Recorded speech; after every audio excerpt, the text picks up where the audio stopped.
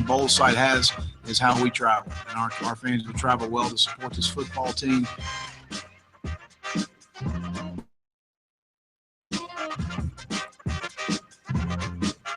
Good evening, everybody. Welcome into Sports Talk South Carolina Radio Network here on a Monday night, a brand new week of Sports Talk after a very, very weekend. And you know, Gamecock fans, it could be worse. It could have been Shreveport. Thank your lucky stars for Birmingham. I mean, the location, though historic, is not real nice. But this fine do in Birmingham. It'll be cold in all likelihood, but it could have been a whole heck of a lot worse. As for Clemson, congratulations once again to the Tigers for making it into the National Final Four. Well-deserved. They have met every challenge, Pittsburgh aside. Every step along the way, the Tigers have answered the bell, except for that Pittsburgh game. But that was not – times it's better to be lucky than good. I think the weekend that they lost to Pittsburgh was a perfect weekend to lose because so many other top teams lost. I think Clemson's defeat got lost in the mix of other losses that weekend, so it really didn't hurt them that much, and they were able to maintain their position and, in fact, move up to number 2 in the final ranking. So guys, I mean, for Clemson, just talking about Clemson here, let's talk about how good the Clemson program is. Number 1 in the polls last year going into the play. Yeah, we lost Corn there for a second. Hopefully he will reconnect with us momentarily, but I'll pick up where he left off and piggyback what he's saying a little bit. I think, I'll get this out of the way. I think the committee got it right. I don't have a problem with the 4 teams that they put in there. I know there's a case for Penn State, given that they won the conference championship. That's a legitimate case. It's a strong case that you can make. But I think at the end of the day, you want the best 4 teams. And yes, Penn State did win head-to-head. Overall, though, is that 2-loss Penn State team better than the 1-loss Ohio State team? I'm not convinced of that. I mean, Pittsburgh beat Penn State and Clemson. Should they have been in? No. You want the best. Is one of the best 4 teams in college football, and Clemson is the second best team. If anybody can beat Alabama, well, the interesting thing, Clemson have been in, and you said no. Did you mean Michigan? Yeah, no. I said I think Penn State. They should not have been in. Well, yeah. Okay. Did I say Clemson? I think you said Clemson. Then you said Clemson. Then you went on to say Clemson. Yeah, Penn State should not have been in. Yeah, well, my point is it came down to one thing for me with Ohio State. Well, 2 things. Ohio State did lose to Penn State, but they lost on the road. Yet and still, they had the gumption to go to Oklahoma and not only played Oklahoma in Norman, but blew their doors off. And when you combine their road schedule with what they did in the Big Ten, I have no problems with Ohio State. The only thing I was trying to do is trying to fashion a way that Clemson would end up 4 so they could go to Atlanta, then to go back to Phoenix and just get rid of Alabama right then and there in the semifinal game. But, of course, that didn't happen. And Washington – this is an interesting bugaboo. I know they have maybe a day or 2 to get acclimated to it. But not only does Washington have to deal with Alabama, but they'll have to deal with that 3-hour time difference. Be interesting to see how they adjust to that, depending on how many days before they come to Atlanta.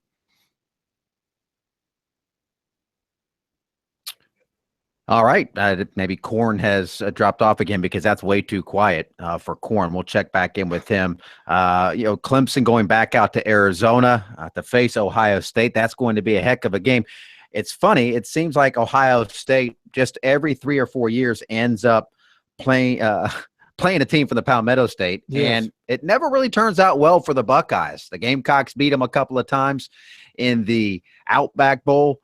Clemson beat them a couple of years ago, and that was an Urban Meyer coached Ohio State team, and they have their work cut out for them against Ohio State. They are a 3.5-point underdog. USC, by the way, an 11-point underdog against South Florida. That's going to be a tough matchup for the Gamecocks. I know they're happy to be bowling. They're getting the extra practice time. That is going to be a very difficult game. We'll see if Taggart gets the job at Oregon and ends up going somewhere before the bowl game.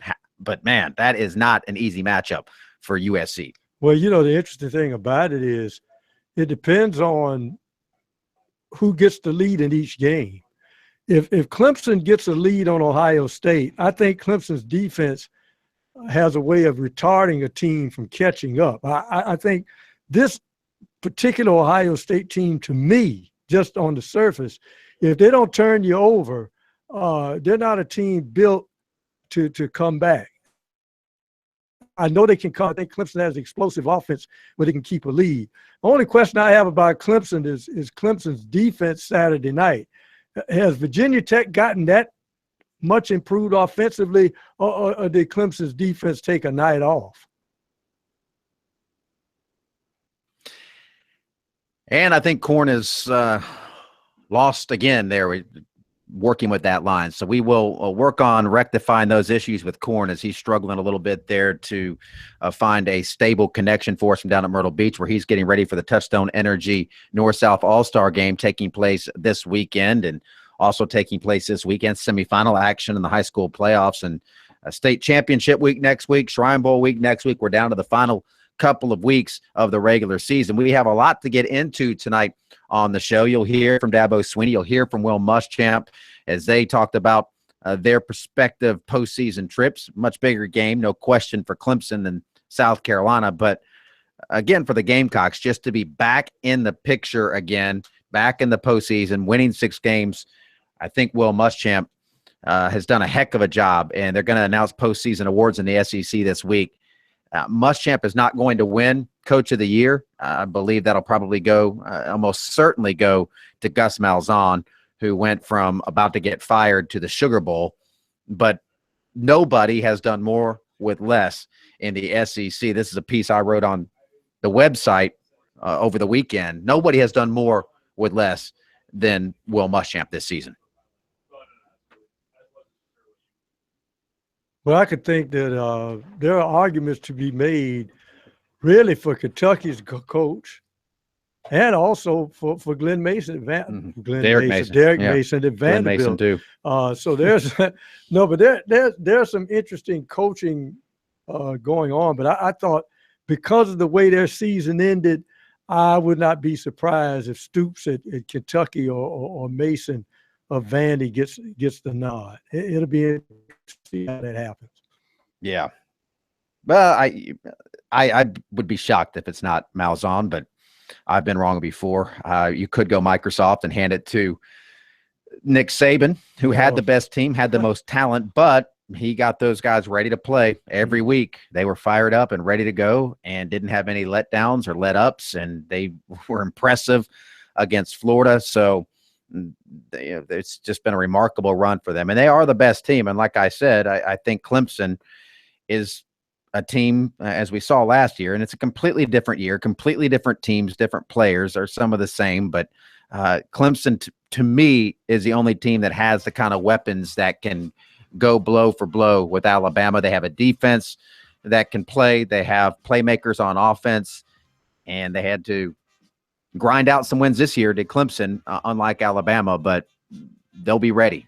They'll be ready. We'll be ready to rejoin Corn when we come back, ready to take your phone calls. We're loaded up with calls already, so hang patient, hang tight. We'll get to you as well on the other side as we get ready to rock and roll here on a Monday evening on Sports Talk.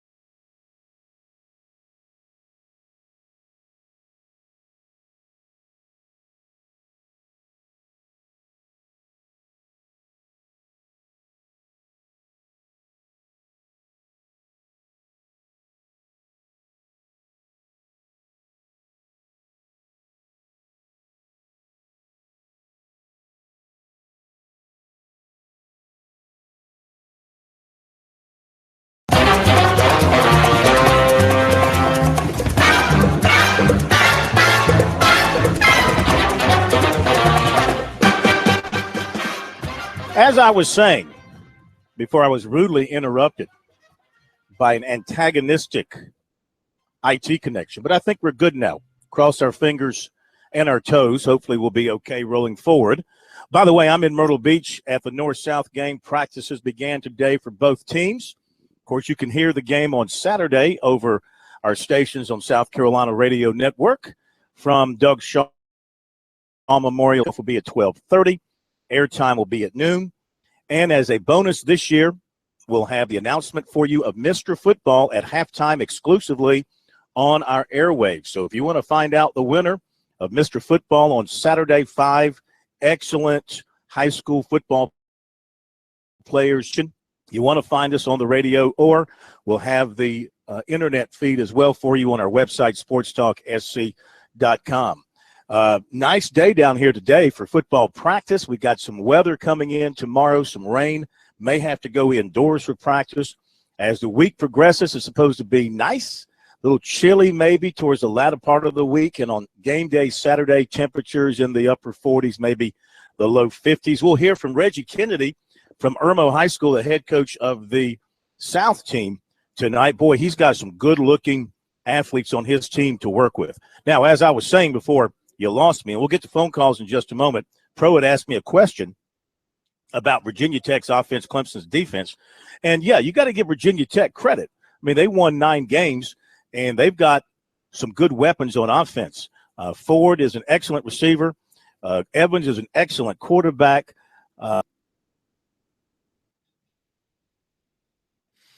That antagonistic phone line striking again. All right. Well, Jared, let us know when we get him back. And let's go ahead and open up the phone lines here while we work on that. 800-955.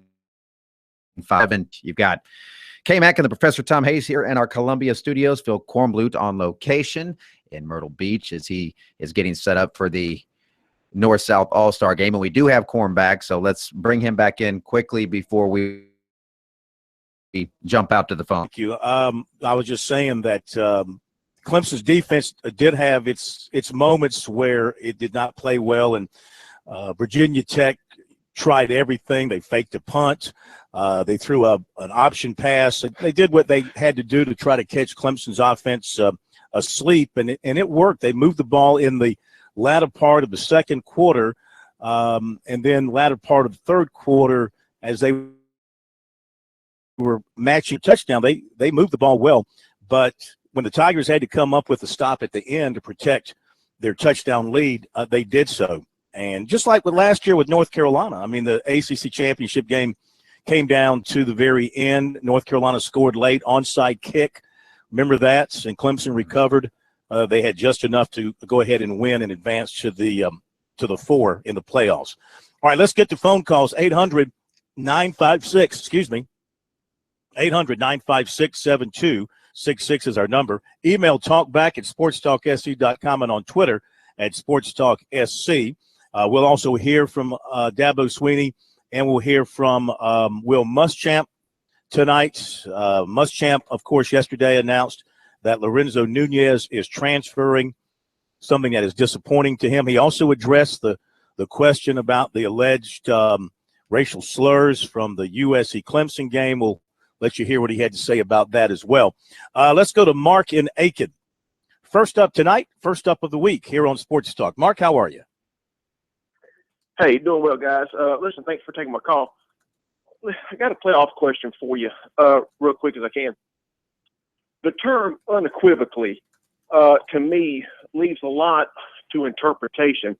And what I mean is, if you go back 2 years ago when TCU ran roughshod and didn't get picked, and they dropped from 3 to 6 because they didn't have that 13th win, if you will, in a conference championship.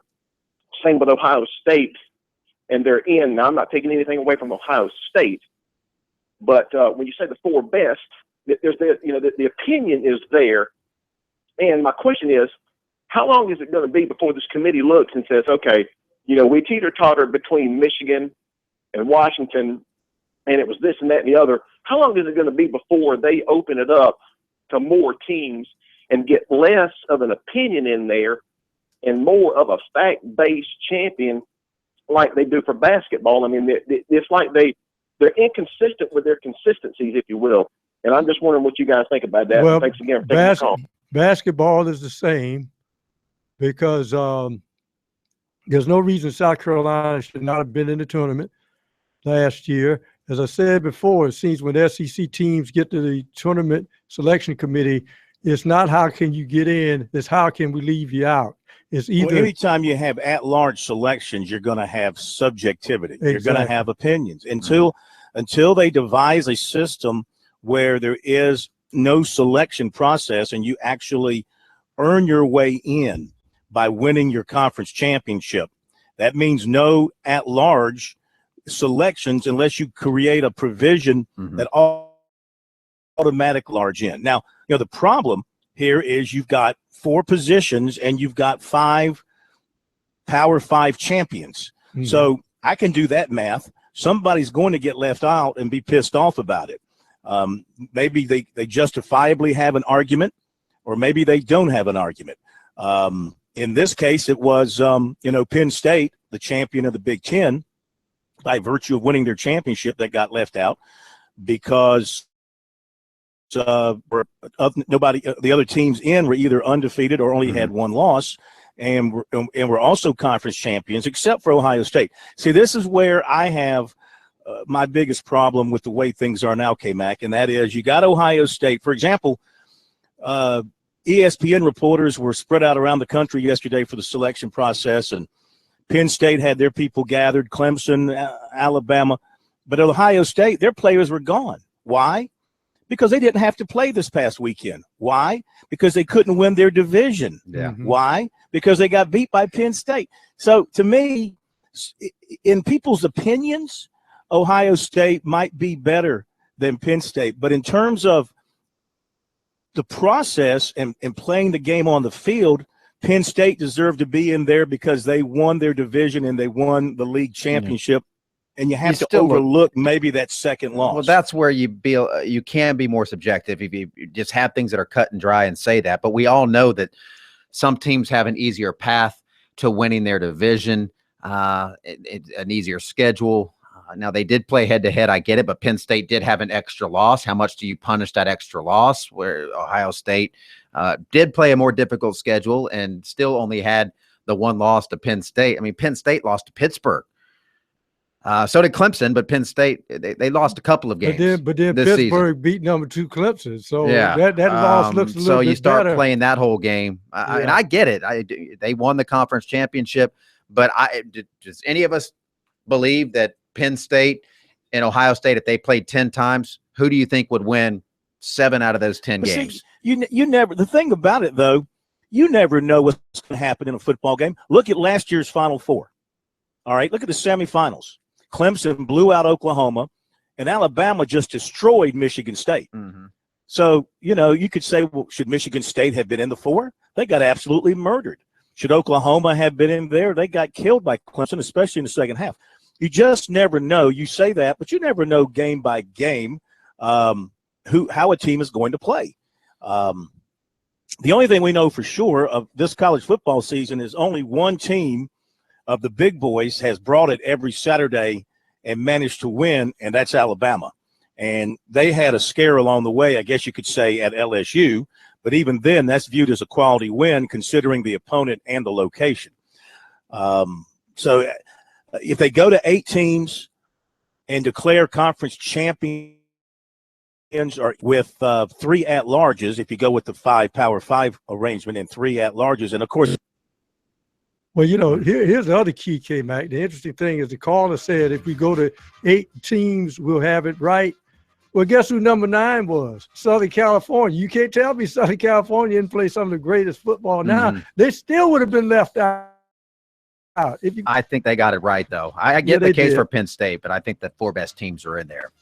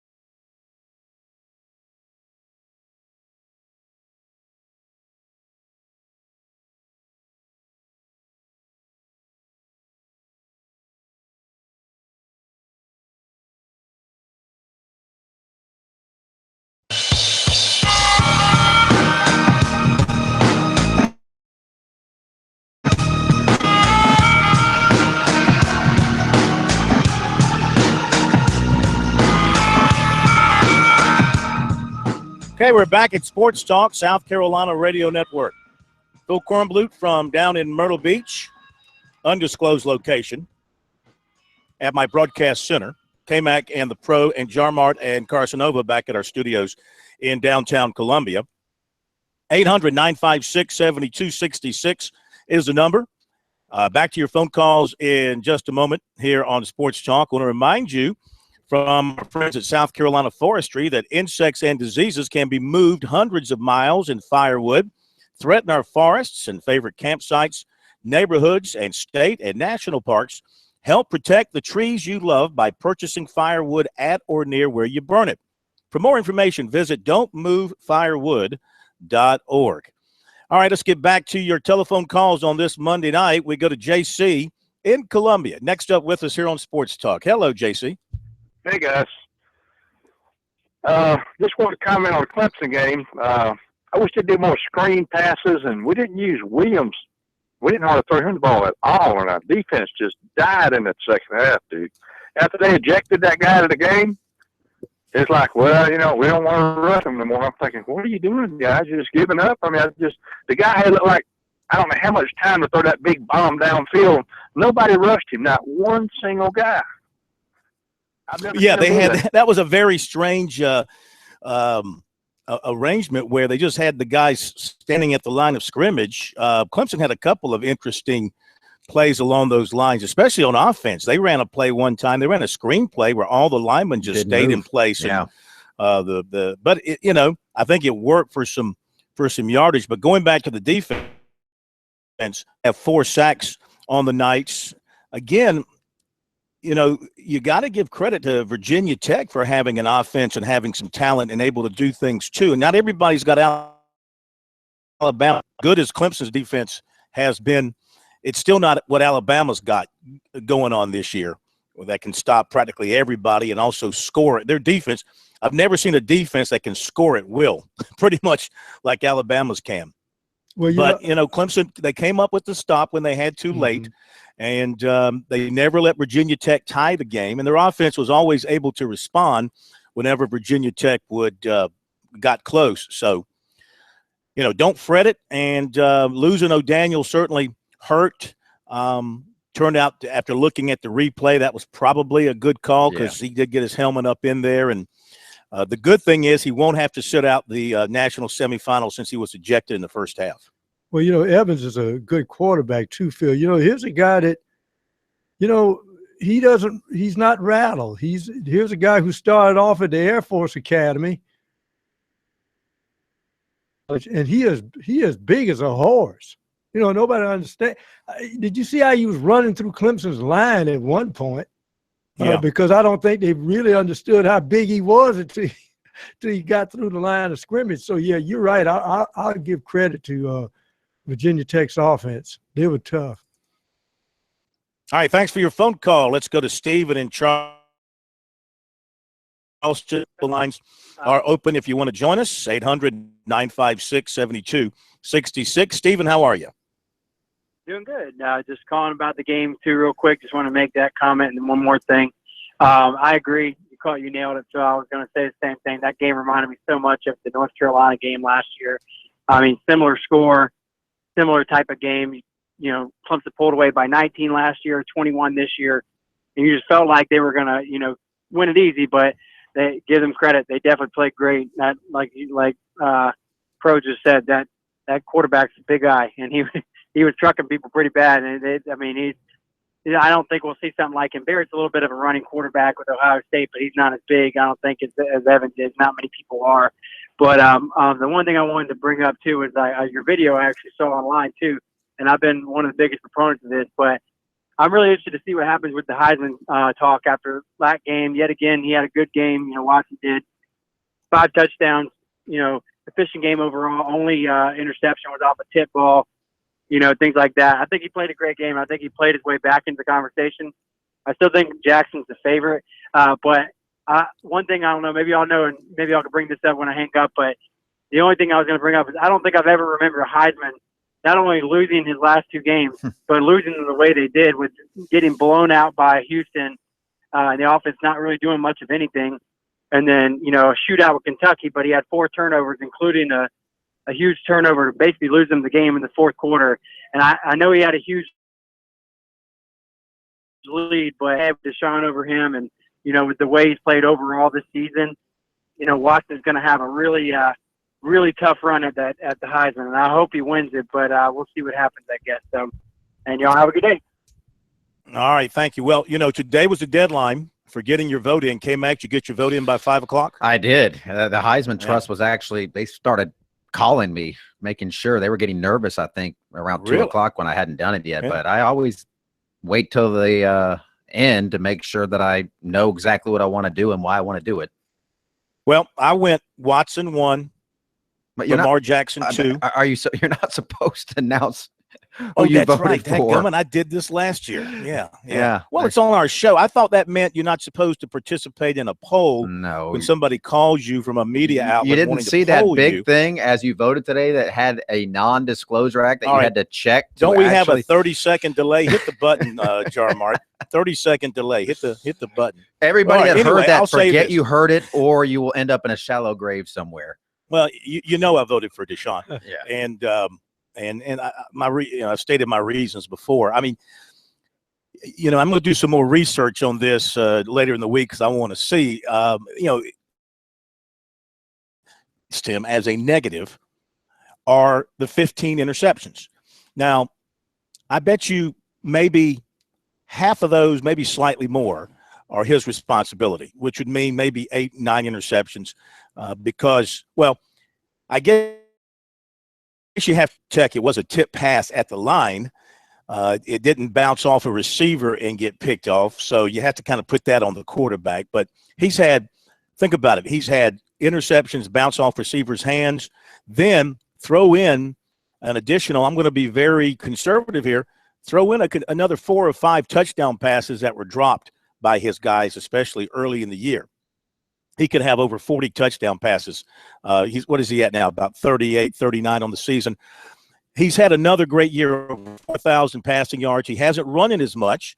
His numbers aren't there in the rushing game, but that was by Clemson's choice. As we're seeing now, the Clemson offense looks a lot different than it did earlier in the year in that they're having him run the ball more in the zone read. We saw that in the third quarter after the tipped interception.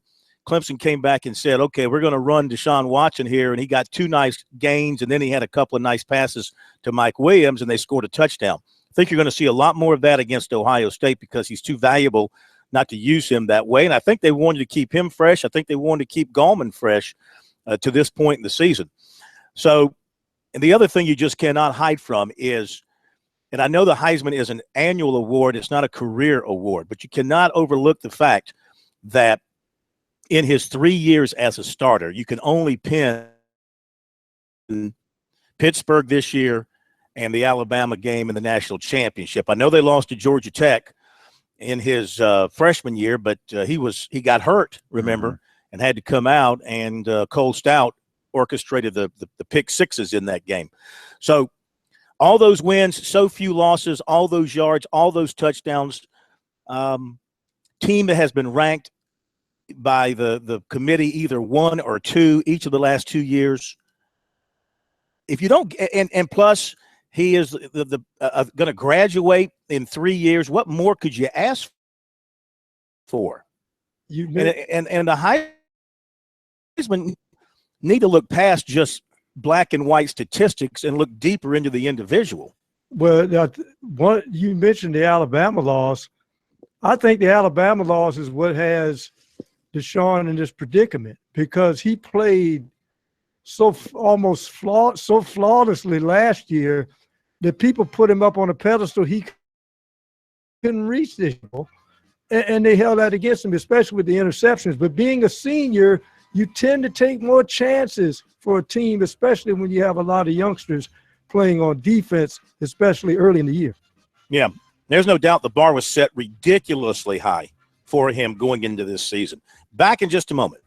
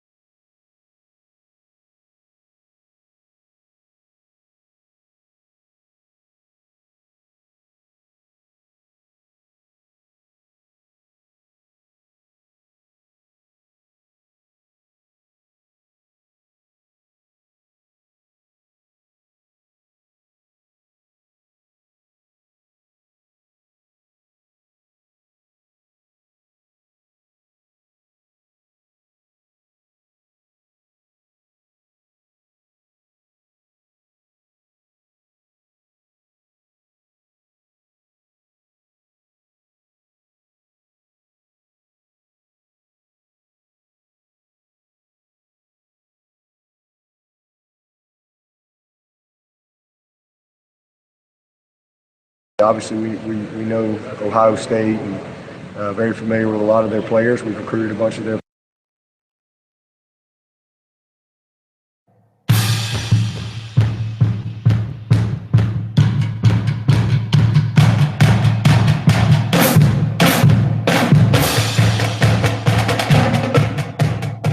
It's Sports Talk on a Monday night. Sports Talk Monday night here in Myrtle Beach and Columbia, brought to you by Palmetto College, bringing USC's quality education to your neighborhood and your home. Visit palmettocollege.sc.edu. That's palmettocollege.sc.edu. Let's continue with your phone calls on this Monday night, 800-956-7266. And Alan in Rock Hill. Alan, welcome in tonight. How are you? Good. How y'all doing? Terrific. Terrific. Hey, I want y'all's intake on the whole racial thing. I hadn't heard the press conference from Will Muschamp on the racial slurs that were supposedly taken. If, there's discrepancies of when it was done and what time it was done and who heard it and this and that, but if Clemson or Carolina, who said it, whatever, if supposedly Clemson said it, I'm pretty sure as many African Americans that are on the field at the time, either side, Clemson or Carolina, wouldn't you think if Clemson had said something like that, wouldn't you think one of the African American players would have stepped up and said, they would come forward and say, one of our guys, whether it's African American, white, Chinese, whatever they are, wouldn't you think they'd have stepped in and said something by now that, yeah, I did hear it, whether they're teammates or not? You would think that have come out by now.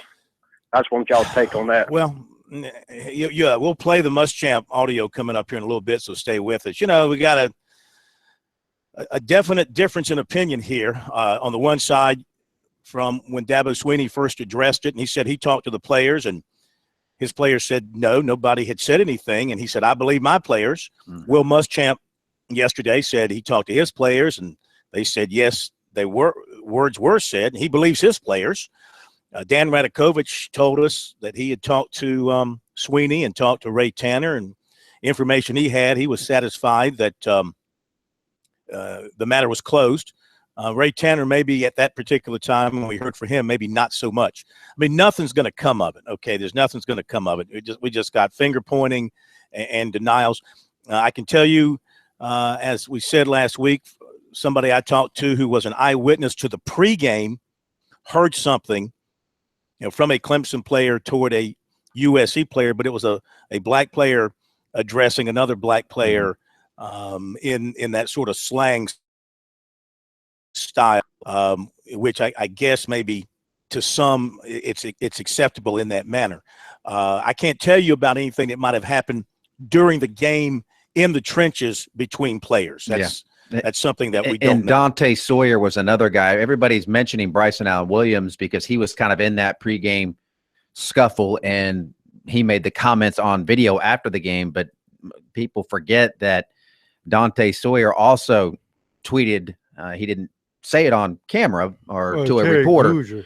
Terry Guzier did also, but he said he was hearing it from the stands. Guzier went back and said he was hearing it from the stands. He couldn't speak about Clemson players, but Dante Sawyer had said that he was hearing things too, and he's the player that Jay Guillermo reached out. Corn's right; nothing's going to become of it. Hopefully, if there was something said, hopefully it's been addressed and dealt with. You just don't know. USC players would make that up. People say, to distract from them getting beat really bad. I don't think they had time to sit there and go to the locker room and like, hey, let's say that. That doesn't make sense. And I also agree. That's with Jay Guillermo. I mean, Clemson, the team, and Dabo Swinney, that's not really what that program's known for. That's what they're about. But you have to take those kind of things serious, and it is unfortunate that we're talking about this, that it happened, or whatever it happened, but we're never going to get a definitive answer. But everybody's kind of gone to their corners now, their garnet corners and their orange corners. And Clemson, there were people that were upset from a Clemson standpoint that the question was even asked yesterday. How dare Will Muschamp get a chance to respond to it? It's the first time he's talked, Corn, since the game. So that was his first chance to respond to it. And you don't know. People say, what do you think he's going to say? Well, he could have said, I talked to my players, and it was just they made it clear that they'd heard some stuff, but wasn't coming from the Clemson players. That was kind of misconstrued a little bit. They misspoke. Or he could say what he did say, which is, yes, something happened during the game. And they're not backing away from that at all. And, you have to take that kind of stuff serious. And certainly I think the response is, if it did happen, it's a shame that it happened, and hopefully it'll never happen again. I think it's really bad when you start calling people liars, and that's dangerous, or telling people what they should have done, what they could have done. It's just a bad situation that hopefully now is pretty much behind us. Yeah, I agree. Hopefully we've heard from both sides now. We know nothing's going to be done. So now let's just move on. Okay, let's move on. Let's stop the graffiti on the walls of of various points of the schools. That whoever did that, shame on you. Hopefully somebody's got some video or a picture or whatever. Probably not, but that was that's not necessary, and we can move on from this as well and move on to bigger things. All right, thank you for your phone call. Let's continue. We'll hear from the coaches coming up. David Shelton as well, Mick Mixon as well. We've all got our ties on tonight, so we're here on Sports Talk. We're properly dressed, unlike some very famous quarterback, I guess, who wasn't properly dressed. Let's go to where? Jack in Columbia. Jack, how are you, sir? Welcome into Sports Talk. Hey, guys, I'll be brief because I know you push for time, and I enjoy listening to you guys. I've had African-Americans that work for me. They call each other the N-word, which I think is insulting to hear it, period. You know what I'm saying? But, and if it was said in that game, I think that's very distasteful on either side. You know what I'm saying? I'm a Tiger fan. I think a lot of Muschamp. I don't think he would lie. I'm not taking sides. You know what I'm saying? He seems like a classic guy. You know what I'm saying? I'm not going to go there today, but we need to stop all that mess, man. I've had guys work for me. They played in the music, the rap, hip-hop, and it's teaching our kids this stuff. It's got to stop. It's got to stop. Well, I've heard it. I've heard that word used standing on the sideline or sitting courtside at a basketball game. Used in the context of one black guy talking to another black guy, and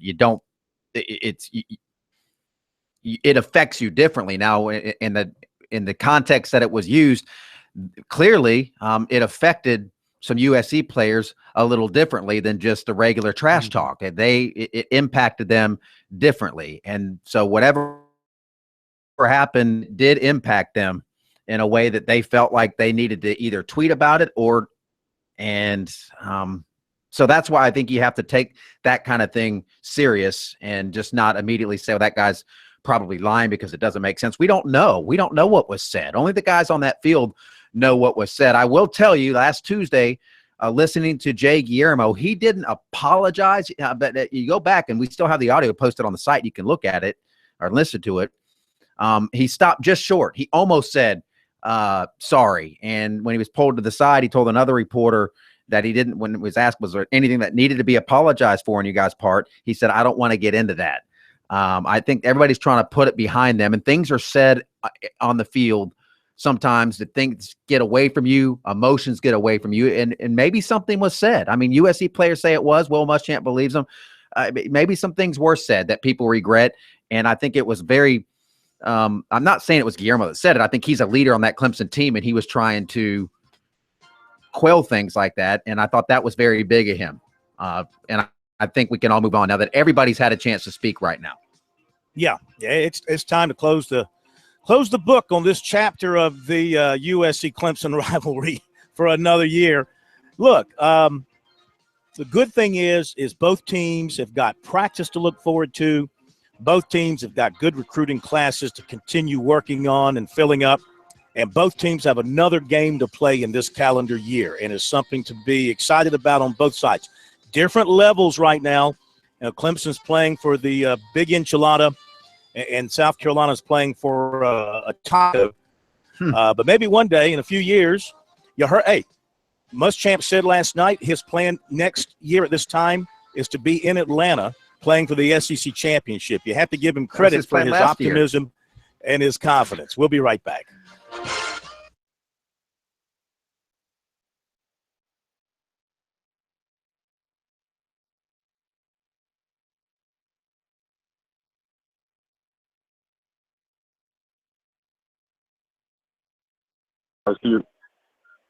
Hello, my name is Claudius Smith. I'm a wide receiver for the blessed to receive my fifth D1 offer from ETSU University. I'm just very blessed, man. Just very blessed.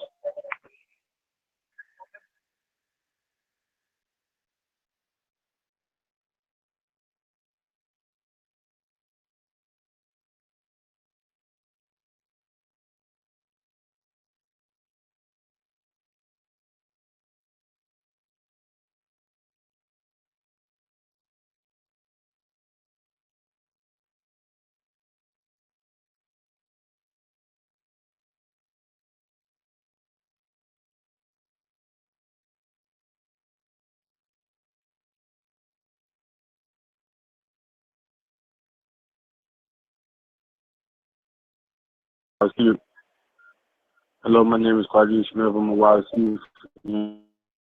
I'm blessed to receive my fifth D1 offer from ETSU University. I'm just very blessed, man.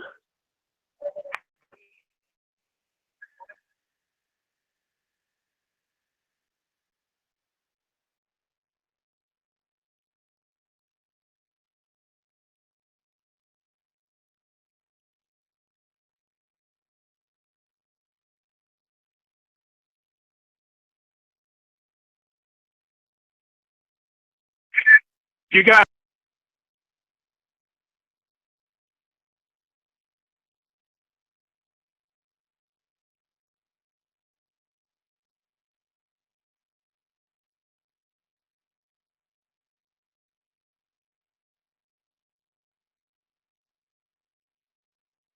Hello, my name is Claudius Smith. I'm a wide receiver.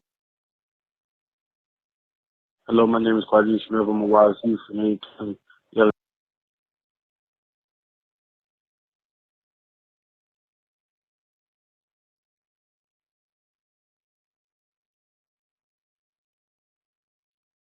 Hello, my name is Claudius Smith. I'm a wide receiver for the Yellow Jackets. I'm blessed to receive. Hello, my name is Claudius Smith. I'm a wide receiver.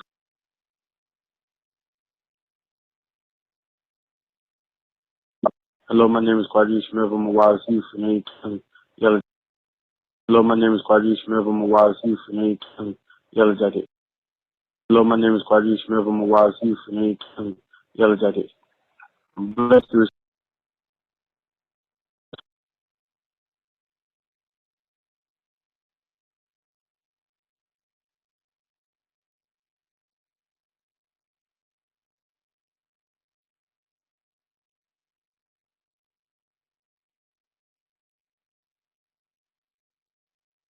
Guys need to stop trying to make this a race issue between Clemson and South Carolina.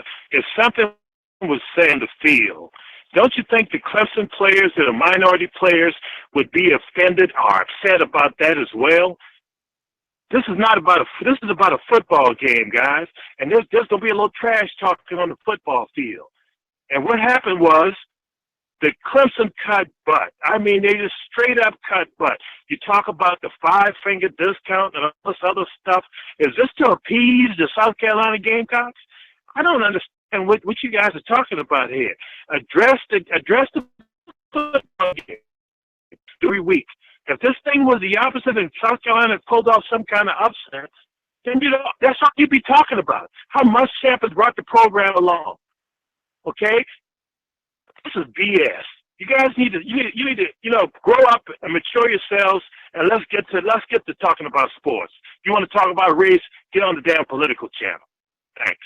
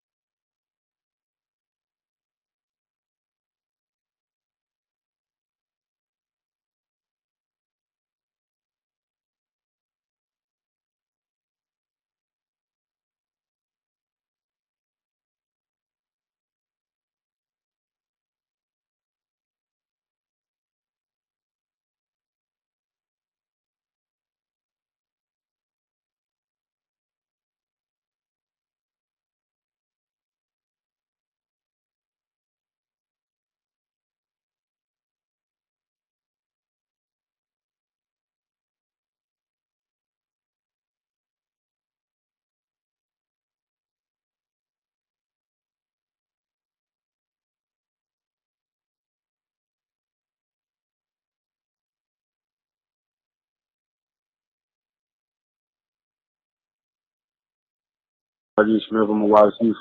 My name is Claudius Smith. I'm a wide receiver for the County Yellow Jackets.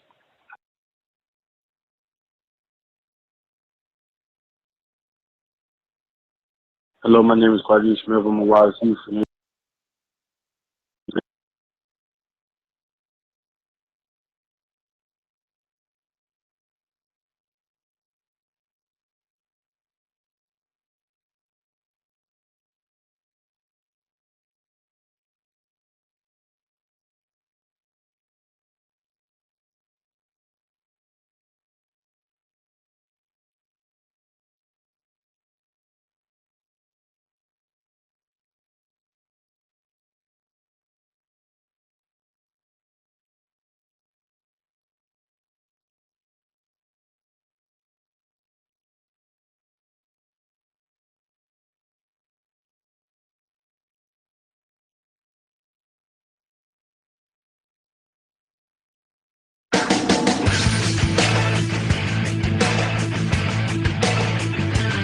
Live from Columbia, this is Sports Talk on the South Carolina Radio Network. Be a part of tonight's show. Call us at 800-956-7266 or email talkback@sportstalksc.com.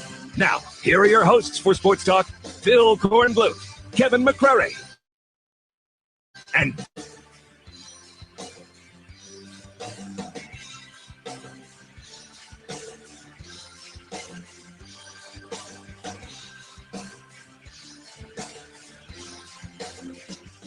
All right, welcome back in Sports Talk, South Carolina Radio Network here on this Monday night. Very busy Monday night. Appreciate all the phone calls.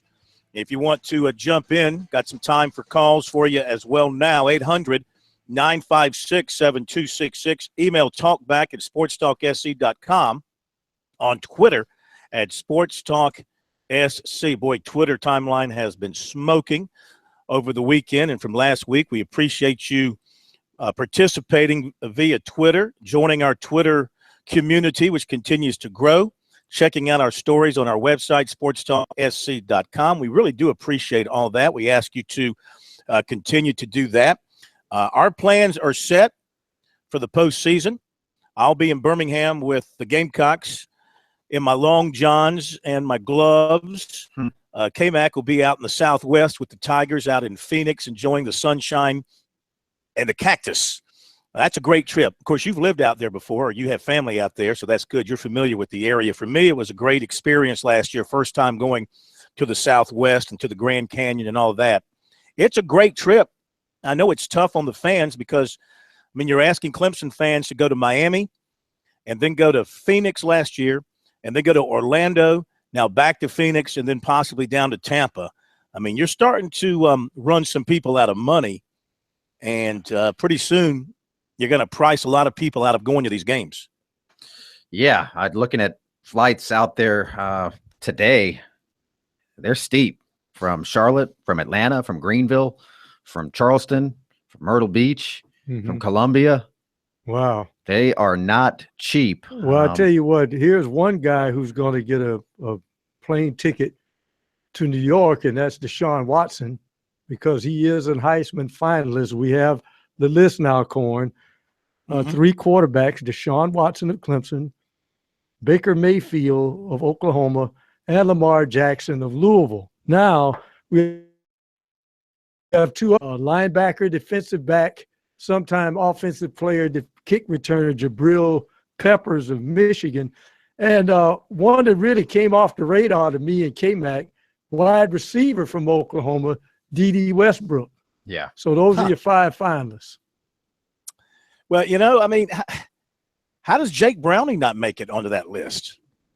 He's had a great year. His team's in the Final Four, lost only 1 game. I don't understand what people are looking at here when they make these decisions. West Coast everybody bias. to their own. Everybody to their own. I get that. But how you can ignore your team's success, to me, that's kind of paramount. If you're a great player having a great year and your team's having a great year, I mean, I know there's been exceptions. When George Rogers won it, South Carolina was an 8-win team. Get that. But George was, along with Hugh Green, I mean, on the offensive side, George and Herschel Walker were stupendous that year. And also Stump Mitchell from the but they wouldn't consider a smaller school player back then. But George with over 1,600 rushing yards, all those carries, all those touchdowns, and he excelled against the likes of Michigan and Southern Cal. It was hard to ignore him despite only being on an 8-win team. I don't know. We'll see what happens. Baker Mayfield had another terrific individual year, but his team, even they did win the Big 12 championship, but his team is not in the playoffs. His numbers weren't so I wasn't blown away by his numbers to the point where I would say he's the Heisman Trophy winner despite his team not being in the playoff. He didn't have that kind of year. The guys there are guys in the playoffs who had, equal to or better numbers than Baker Mayfield. But we'll see what happens on Saturday when the winner comes down. Well, if we're talking offensive players, let's face it, most people look at games in snapshots. And let's face it, early on, Lamar Jackson made some just eye-popping plays. That's what jars people's memory. If anything about Deshaun Watson you put in your memory banks is the fact that, yes, he's thrown a lot of touchdowns, but here's a guy who also knows how to pull a game out late. And if I would separate any athlete from another, is who does the best at crunch time when everybody's looking for the leader to stand up. And more than not, part of why Clemson plays so great down the stretch is because they know number 4. If you get him the football, he's liable to do some good things. All right, 800-956-7266. Let's jump to recruiting tonight as we come off a weekend. Of course, we've got a lot of – first of all, USC commitment Tavin Jackson of Tallahassee took an official visit to Maryland over the weekend, the first of a few official visits he plans to take. He liked what he saw at Maryland, liked the campus, liked the coaches, liked their plan for him. However, he is still holding to his Gamecock commitment. He said that when he goes to visit South Carolina on the visit, if he loves it, he'll be 100% committed. He says, if I don't feel the urge anymore, then I've got a decision to make. He did meet last week with Will Muschamp and Travaris Robinson, said it was a good meeting. And he said he's expecting a return visit this week from Robinson and Mike Peterson. He's also expecting coaches from Indiana and Maryland to come in and visit him. Does not plan to take any more visits until January. Defensive back Yusuf Corker of Stockbridge, Georgia, made an official to Michigan State over the weekend. He really enjoyed it. Amazed by the school. He's going to visit Kentucky this weekend. USC remains very much in the mix. He's made several unofficial visits there. He does not feel the need for an official visit. 2018 defensive end Xavier Thomas of Wilson, who will enroll at IMG Florida in January, issued a top 7 list last night. We already had 6 of those schools from him. So the only addition to the original is Florida. The Gators join USC, Clemson, Ohio State, Florida State, Georgia, and Alabama. USC last week offered 2018 defensive lineman Dejmi Dumerville-Jean of Fort Lauderdale, and he said it's an honor for the opportunity to be great. And he said the Gamecocks have a great program, especially on defense. They like his size, his strength. He also plays on the offensive line as well. He also has offers from Maryland, Michigan State, Illinois, Mississippi State, Rutgers, Central Florida, and Florida A&M. Defensive back Bam Laguerre of Miami talked with Muschamp and Robinson last week when they made a stop to his school. He made 2 visits to USC last summer.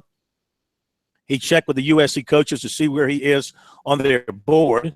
They said that they have some commits already in the class, and if something happens and some fall out, they may get back to him at that time. He is scheduled for an official visit to Northern Iowa. He's also hearing from Pitt, Charlotte, Georgia, Samford, and Louisville. Clemson showing strong interest in 2018 linebacker Peyton Wilson, Hillsborough, North Carolina. His offer list right now is North Carolina, East Carolina, Appalachian, Duke, NC State, Virginia Tech, Vanderbilt, Virginia, Maryland, Wake Forest, and he said he feels confident that Clemson will offer. He likes the coaches, the atmosphere there, and they like his versatility. He was at Clemson for a game this season. Defensive back Javis Diaz of Gyra Prep in North Carolina, not Jive Prep, but Gyra Prep in North Carolina. He was at Clemson for the USC game. He's hoping to get more attention from the Tigers the next month. Enjoyed his visit to Clemson, loved the atmosphere, loved the fans.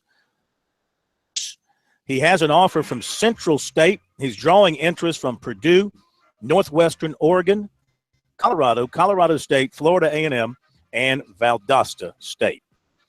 All right, that's recruiting for now. Check it out online on our website, sportstalksc.com, and on Twitter.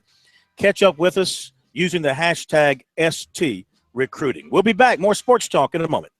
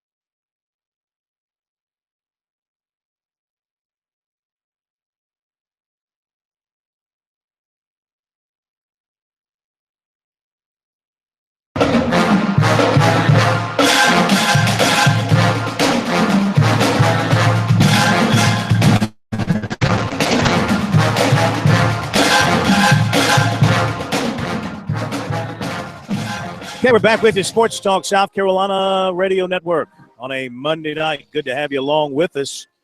You know, we've been talking a lot about the Gamecocks and the Tigers and whether you are a Gamecock fan, a Clemson fan.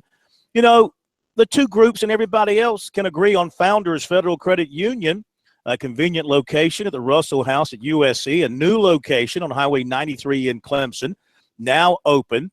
And Founders, of course, is a sure fan favorite. Visit RelaxJoinFounders.com to see if you qualify for membership. Founders Federal Credit Union is federally insured by NCUA. David Shelton coming up in a moment to catch up on the high schools from Friday night. We're down to the state semifinals.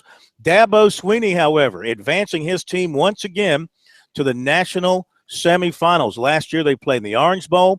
This year, for the first time ever, Clemson is playing in the Fiesta Bowl. How does Dabo feel about that? Obviously, we know Ohio State and very familiar with a lot of their players. We've recruited a bunch of their players. I've seen them on TV several times, but haven't really studied them.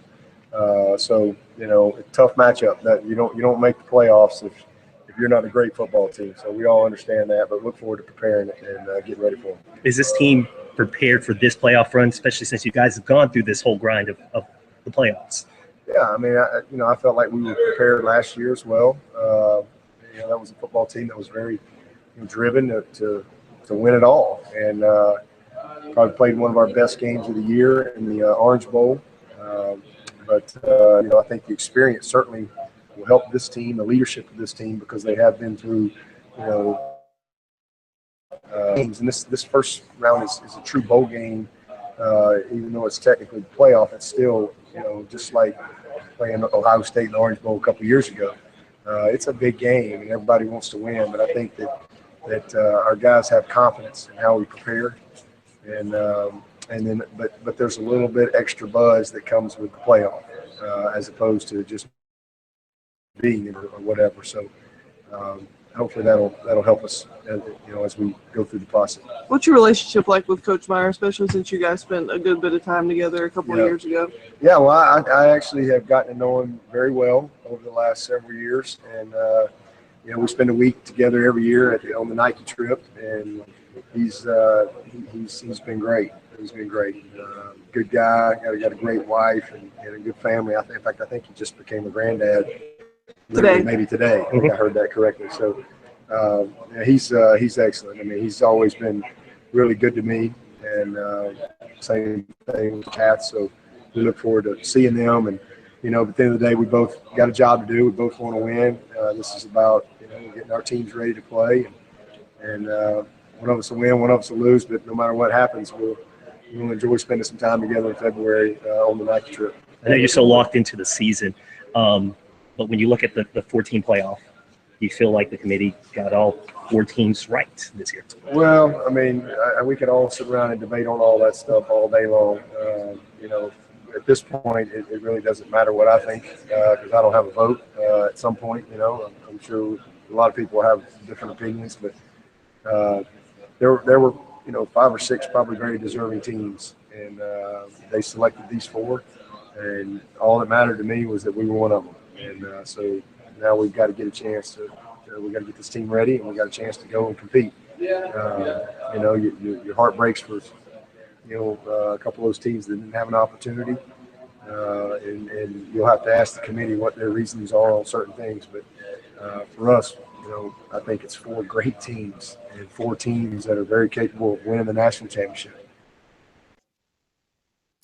Okay, Dabo Swinney looking ahead to another run at the national championship, and this might be the year the Tigers have to get it done, because I think the window of opportunity is going to close after this year with the players they're losing on offense. Now, they'll never admit that. They'll come back next year ready to play Auburn and thinking like they're going to win them all and be right there. But unless they've got another Superman waiting in the wings there at quarterback in Zarek Cooper or Kelly Bryant or one of these incoming freshmen, that's going to be hard to do with a brand-new quarterback who's played nothing in college football. So the window of opportunity for Clemson to get that second national championship may be closing here for a year or 2 until they get to that maturity level at the quarterback position.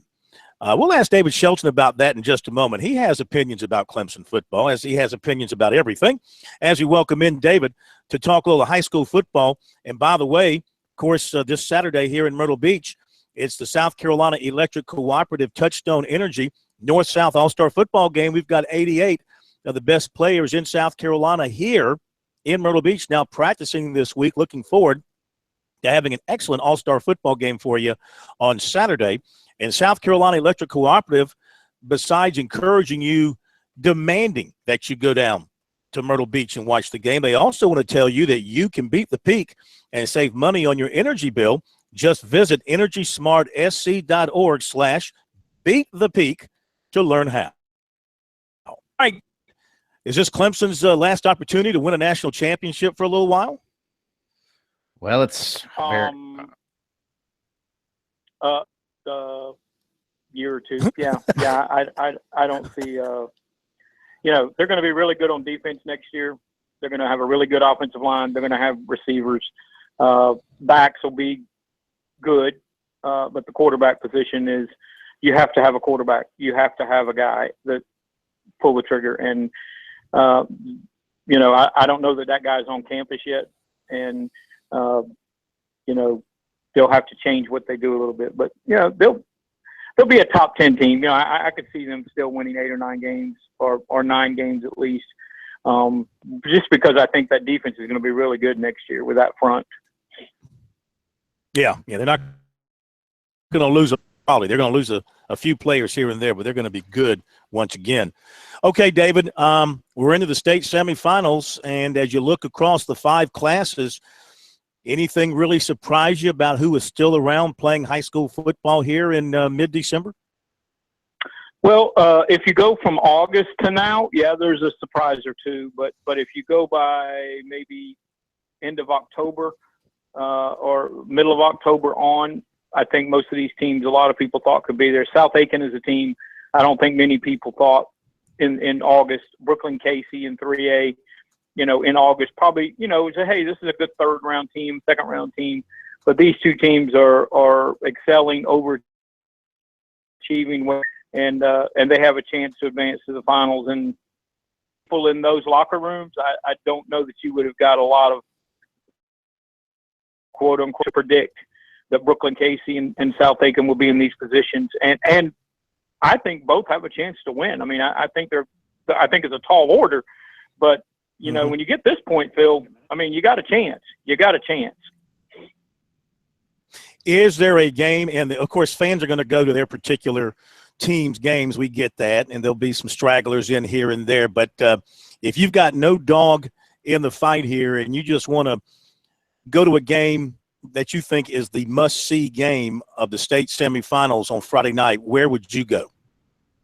It'd be one of 2 places. I would either go to South Aiken, South Point, or I would go to Fort Dorchester, Dutch Fort, which is where I am going to go. But but I have to be there. But those are the 2 games. I mean, all the games are really good matchups. I mean, there's not a dog game in the bunch, to be honest with you. And you can't say that every year. Some years you look at the upper or lower state finals, you're going, well, one team's might win this one easily. But I think they're all good games. Chapin Newberry is going to be a good game. I think Lakeview Hemingway, that rematch is going to be really good in Class A. So, yeah, but if I had to spend $7 or $8 and I only could choose one, it would be one of those 2, South Point, South Point, because you're talking about a really good offense at South Aiken and a really good defense, probably the best coached defense in the state year after year at South Point. They just get them in the right place, and they have great athletes. So that's going to be a great matchup. And then the Dutch Fort rematch is going to be really fun to watch, because I think there'll be some explosive plays in that game. All right, David. Thank you, man. Have a great week. We'll catch up with you on Friday. Okay, man. Take care. Our buddy David Shelton, High School Sports Report, Charleston Post and Courier. They call him the best in the business. We'll be right back.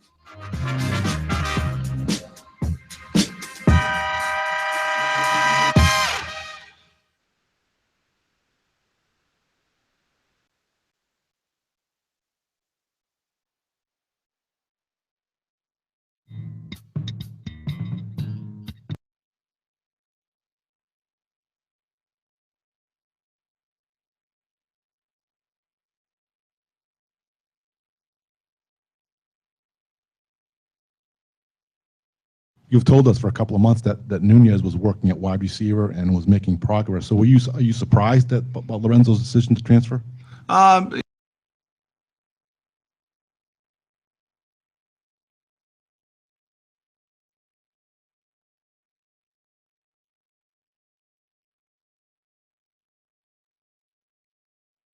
Coach, you got your first day of practices in the books. What'd you think? Yeah, I'm real impressed with the guy.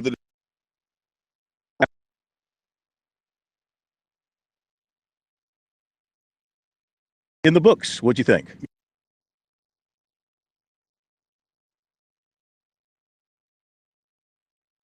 Yeah, I'm real impressed with.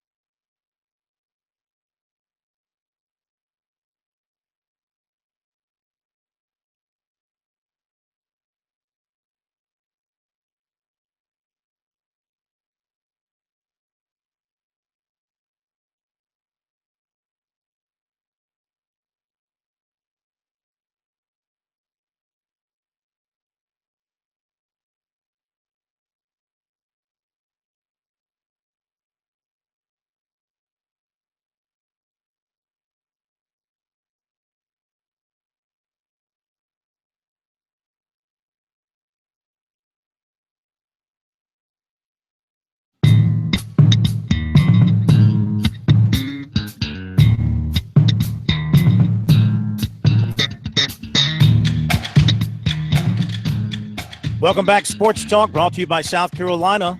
Soybean farmers send their check off. Learn more at scsoybeans.org. Pork, powered by soy. A couple of quick notes. Pro mentioned Deshaun Watson getting the invite to New York for the Heisman. He's also been named the winner of the Chick Harley Award by the Touchdown Club of, in all places, Columbus, Ohio. This has been presented each year since 1955 to the national through the conference championship weekend. Watson won the Archie Griffin Award last year, the same organization. So he continues to pile up the hardware. PC Player of the Week from USC. Averaged over 20 points, 6.5 rebounds, 2 assists. Gamecocks got a nice win last night or yesterday afternoon, despite the suspension of Sindarius Thornwell. We know anything more about that today, K-Mac?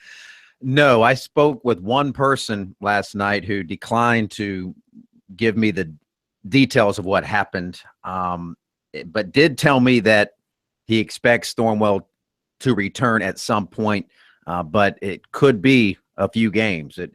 This could be something that lingers a little while, but does season. expect him. Could be. Yeah, he didn't give me a specific, but did feel confident that he would return at some point. And the fact that he was on the bench yesterday tells you that that could be the case. All right.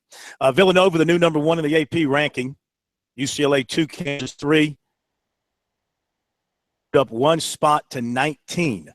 The Gamecocks are 8-0, and there's still several undefeated teams there in the top 25. I watched Leonard that Kentucky Fournette game.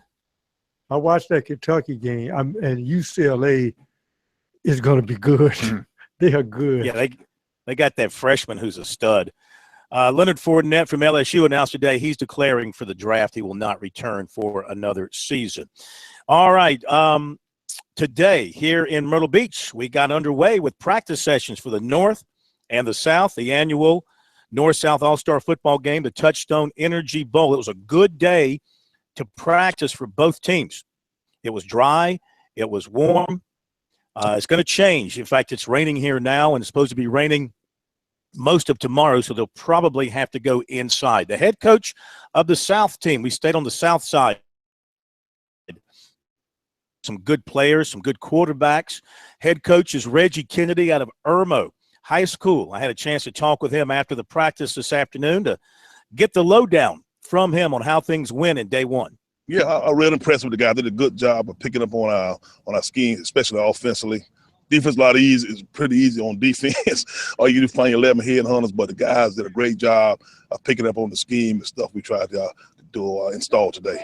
Watching the defense, that number 98, the defensive end from Silver Bluff, looks pretty good. Oh yeah, he's a player, man. That's why he's here though. I'm glad to have him on our side. Can you block him? No. we might get influence to get him upfield, but he's a player though. I mean, him and a few other guys here, I was really impressed with. Yeah, offensively running the zone read, and talk about your quarterbacks and how they picked it up. Yeah. Our quarterback did a great job of picking up on our scheme today. Nick's had a better second practice today. The first practice a little confusing for those guys to get used to the system. They did a great job in the second practice, and we're looking for some good things for him and Peyton this weekend. Yeah, both quarterbacks, did they run this offense in high school and just a matter of picking up the terminology? Yeah, it's similar to some of the things they did in school. Both of them kind of ran the zone scheme. That's one of the things we like about both of them. That's part of the reason why we picked both of them. Both of them bring a little different flavor to the table. Nick's more of a runner, Peyton more of a passer though. But both kids did a great job today. As far as your final roster is concerned, how much were you hurt by injuries and guys who are still playing this week in the state playoffs? Well, it really didn't affect us a whole lot. We got so many good players in the state this year. It really didn't affect us a whole lot, though. We had kids in place ready to go. We knew we had replacement guys when the season got pushed back, so we had an alternate list in place, and it worked out good. It really didn't affect us that much. That says a good thing about high school football in the state of South Carolina. We got more than 88 good football players in the state. Yeah, ain't no doubt. You want to be physical, and do you want to get out here and coach them up like you would your high school team, or are you more interested in these guys just having a good time and being down here at the beach? No, a little bit of both. At the end of the day, like I told the guys, I had a lot to do with them coming. I was 51%. I could have vetoed them coming. I take a lot of pride in what I do, and I just know one style of football. I love physical football, and that's one of the things we plan to bring this week, a physical football team. But at the same time, have some fun while we're here also, away from the field. Absolutely. And for you being in this game now as to this point in your coaching career? Yeah, it means a whole lot to me. I coached in this game in 05. I coached in the Shrine Bowl in 07. I told the kid 11 years ago when I coached in this game, it really means a whole lot to me. This year 26 of me coaching, and it's a great place for me to represent the Lower State this upcoming year. Coach, we thank you. Good luck this week. I thank you, Phil. Reggie Kennedy. That's not Buddy Pugh. That's Reggie Kennedy from Irmo coaching the South team. He's happy to be on the sideline once again. Another coach happy to have a chance to be on the sideline again this season. Will Muschamp from USC got the word yesterday that they're going to Birmingham to play a very good South Florida team, a 10-win South Florida team in the Birmingham Bowl on December 29th. Also, at his press conference yesterday, one of the notes that he dropped on the media was that Lorenzo Nunez is going to transfer. Here is some of the things that Muschamp had to say about his team since the last time we had a chance to talk to him after the Clemson game. So he updates us on things regarding his team and other issues as he took questions from the media at his presser yesterday. You've told us for a couple of months that Nunez was working at wide receiver. So are you surprised at Lorenzo's decision to transfer? I'm disappointed. I thought that he certainly could have helped our football team moving forward.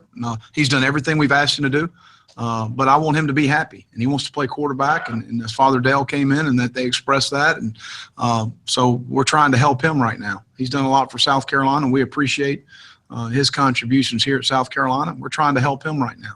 So I'm personally, as I told them, I'm disappointed that he's not going to be here, but we're trying to help him. He wants to play quarterback. After the Clemson game, Bryson Allen Williams said he heard a racial slur on the field. Have you investigated that? Have you followed that up with him, and do you have a response to that? Several players came to me after the game about something that was said during the game, and obviously there was a racial slur said during the game. I told them, I hate that in 2016 was something like that, first of all. Secondly, we're going to handle the things that we can control the things we can control. And that's having class in all situations. Let's really leave it at that. And I really don't have anything else to say about the matter. But you feel confident that it happened? Absolutely. Did you hear it? I believe my guys. The quarterback situation as far as practice after the Clemson game with the way it was split, is Jake still clearly number one, or will Brandon get a lot more work at quarterback? Jake's still our quarterback, and Brandon certainly warrants every opportunity he gets on the field. I mean, you saw what he did in the second half there. He brought us a spark and moved our football team. He's a really good football player, and we're going to continue to, no different than any other position, and we've got great competition at that position. With Championship Saturday yesterday, and you've been there before as a coach, and now with your program at South Carolina, do you allow yourself to kind of think about, how far down the road you've got to travel with your program to be there on a future Championship Saturday? I've got a win now mentality, and it's just the way I kind of try to approach things. It's about winning now. I told Kim, don't schedule the banquet on this next Saturday next year. We plan on being in Atlanta. All right, Will Muschamp. Yeah, they had their team banquet this past weekend. They had some of their committed recruits in as well, and of course that coincided with the weekend of the championship. So, like he said, he told his secretary, don't plan our banquet for the same weekend in 2017 because he plans to be in Atlanta with his football team playing for the SEC championship. Did you give him much of a chance? Well, that Eastern Division is pretty bad. So, yeah, I give him a chance. Why not? Who's got the best quarterback in the division? Think about South Carolina had the better quarterback this year at the end of the season, probably, outside of Dobbs. Some are going to say Georgia. Still, people are going to still point to Georgia as having an excellent quarterback, but they got Bentley. Replace the running game. I'll take Bentley over Eason. Everybody wants Bentley all of a sudden. Yeah. Okay. Don't forget McElwain. McElwain's still in that Everybody wants to drive a competition. Bentley.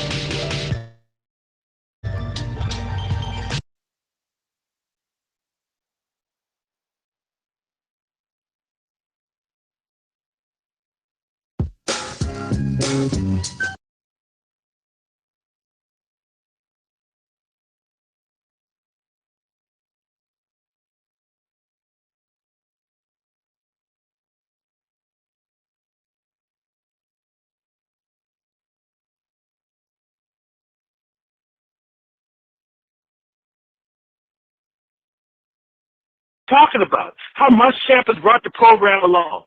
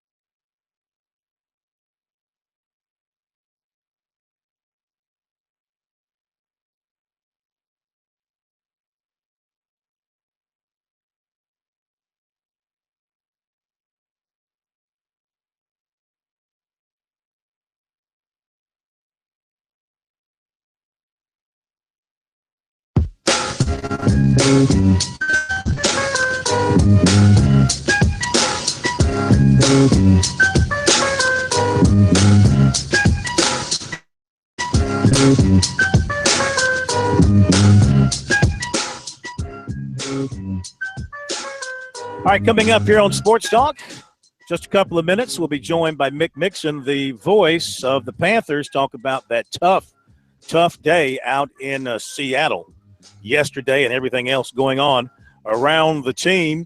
Hey, you can score big with Founders Federal Credit Union with a convenient office location at USC and Clemson, ATMs at USC and Clemson, Converse and Limestone, Presbyterian, USC Lancaster, Winthrop and York Tech. Visit foundersfcu.com for a full listing to find an ATM or office near you. If you're not a member, visit relaxjoinfounders.com to see if you qualify for membership. Founders Federal Credit Union is federally insured by NCUA. The What the Phone is still alive and kicking. Some people have rediscovered that. We appreciate that. If you haven't checked out our What the Phone to call in 24 hours a day, 7 days a week to express your 803-509-2705. And we had a rather irritated caller dial in on the What the Phone line. Here he is. Stop trying to make this a race issue between Clemson and South Carolina. If something was said on the field, don't you think the Clemson players that are minority players would be offended or upset about that as well? This is about a football game, guys, and there's going to be a little trash talking on the football field. And what happened was the Clemson cut butt. I mean, they just straight up cut butt. You talk about the 5-finger discount and all this other stuff. Is this to appease the South Carolina Gamecocks? I don't understand what you guys are talking about here. Address the football game. Do it like you would do it every week. If this thing was the opposite and South Carolina pulled off some kind of upset, then that's all you'd be talking about. How Muschamp has brought the program along. Okay? This is BS. You guys need to grow up and mature yourselves, and let's get to talking about sports. You want to talk about race? Get on the damn political channel. Boom. Hey, the one is grow up. Okay, when people tell me to grow up, That ain't happening. no. That ain't I'll happening. grow up when I'm ready to grow up. That ain't happening anytime in this lifetime. I'm 5'9" and Thank a you for half. your phone call. We also have a recruit. We have hey, let me throw this out there for all recruits who listen to Sports Talk, and you know you do. Anytime you want to call the phone line and give us recruiting information, even a commitment, we'll be happy to share it. And we had a recruit from Union County call in with some good news. Let's hear it. Hello, my name is Quadri Smith. I'm a wide receiver for the Yellow Jackets. I'm blessed to receive my fifth D1 offer from ETSU. I'm just very blessed, man. Just very blessed. Okay. Roderick Smith.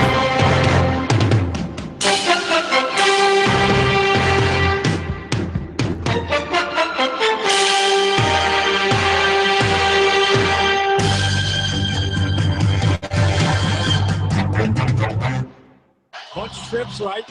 Derek Anderson fakes the handoff left side. Sprints right. Looking. Flicks a pass. Tolbert had it. Lost it. Intercepted. Seattle. Seahawks return it inside the 10. Out of bounds. The 8-yard line. Incredible play to start the game.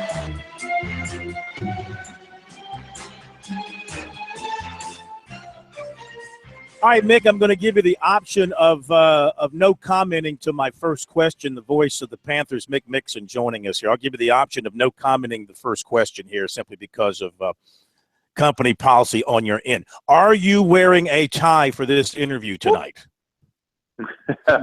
I'm not right now. I just pulled it off, but I had one on, a nice yellow tie, one of my favorites, up until just a couple of minutes ago when I wanted to make myself more comfortable to be on the Phil Kornbluth show. Well, what can you tell us about this whole affair and what people are saying around the organization, or is that off limits for employees to talk about? No, it's not embargoed that I'm aware of. I do think it's kind of interesting that Cam Newton missed starting the game wardrobe malfunction. Yet when he did get out there, he was wearing one orange shoe and one green shoe. Yeah, the NFL for this weekend relaxed their rules on the uniform and on cleats, right? Correct. It's my Cause Week 13 initiative where players around the league, not everybody, but some of them use some creative footwear to bring some notoriety, some attention to various causes. I'm not aware of anything on Cam's. I just kind of just chalk that up to just Cam being the way that he is in terms of how he expresses himself. I thought it was, on a more serious note, Phil, I thought it was one of Cam's better press conferences as a Carolina Panther after the game. He basically said Coach Rivera was in the right, I was in the wrong, and he didn't seem to have any problem with the discipline that was imposed upon him. He also said that we didn't lose the game because of a necktie. Yeah, that's true. Of course, Derek Anderson throws a pick on the first play, and that sort of set the tone for the day, and the defense just couldn't stop Seattle. Seattle rushed for 240 yards. What were the breakdowns you were seeing defensively? It was in run fits, and I'm not disagreeing with the premise of it's semantics more so than concepts. It is accurate to say Derek Anderson threw a pick, but the reality of it was he threw about a 10-foot long, 12-foot long pass, about a 4-yard pass to Mike Tolbert, normally sure-handed, that went right through his hands and into a linebacker named Mike Morgan's hands. So Cam could have done it. Could have been the same play that Mike Shula would have called to start the game had Newton been the starting quarterback. But the problems against the run were in the run fit department. Sometimes the Panthers just got displaced. Good blocking by Seattle, faked out, good running by Rawls and Pope. And then in other cases, the Panthers just their eyes got too big. You had defenders in the wrong gap, and then that left a gap and in some cases an edge compromised. All right, so you're sitting on 8 losses now, so you know the best you can do is a 500 season, 8-8 into the playoffs. What's the team saying? How are they trying to keep their heads up and stay positive for the last month? Well, trying to do what NFL's point in the season, and that is try to take some pleasure from the misery of others and try to wreck things for divisional foes Atlanta and or Tampa Bay with those games remaining. And the Panthers have never had, this is so odd, Corn, in our history, we've never had back-to-back winning seasons.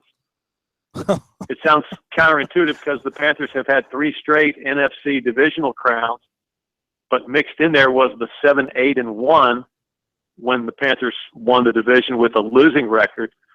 So it's something that the organization aspires to. Mr. Richardson wants to be consistently good. So the Panthers will try, even though it wouldn't be back-to-back winning seasons. If the Panthers could get to 8-8, 8-8 would seem a lot better moving forward than 7-9. No doubt. Okay, Mick, we thank you, my friend. Put that tie back on. Get ready for your coach's show and your interviews with the players around the Carolinas. We thank you, and we'll talk to you next week. Sounds good, brother. Appreciate you. You got it, man. You too. All right, the voice of the Panthers. Well, it's been a crazy, wild show. Appreciate the calls. More good stuff from here in Myrtle Beach coming up tomorrow as we're back out at practice, which will probably be indoors, but we'll have coverage for you. Interviews on the program tomorrow night. More on USC and Clemson moving forward with their bowl games. We'll take a look at some basketball, too. Of course, this is a quiet week for USC and Clemson men as they've got exams. And we'll have a bunch of other good stuff for you. Final thoughts, K-Mac Pro, real quick? Happy that Deshaun is a Heisman finalist. Don't think he'll win it, but certainly deserves to be there. All right, so thank you. Have a good night. See you tomorrow.